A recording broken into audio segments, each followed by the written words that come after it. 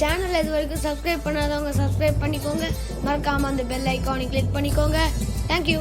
இருப்பதை விட்டுவிட்டு பறப்பதற்கு ஆசைப்பட்டால் ஒரு நாள் ஒரு நாய் ஒன்று காட்டின் வழியாக சென்று கொண்டிருந்தது.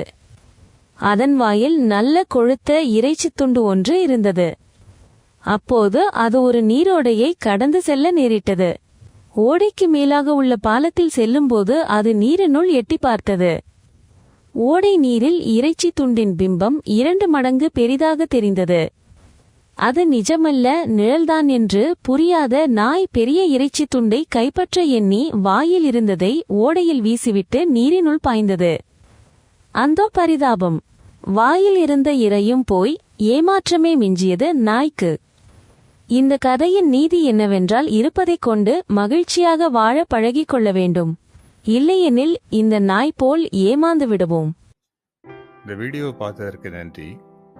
உங்களுக்கு பிடிச்சிருந்தா லைக் பண்ணி, ஷேர் பண்ணி, சப்ஸ்கிரைப் பண்ணுங்கள்.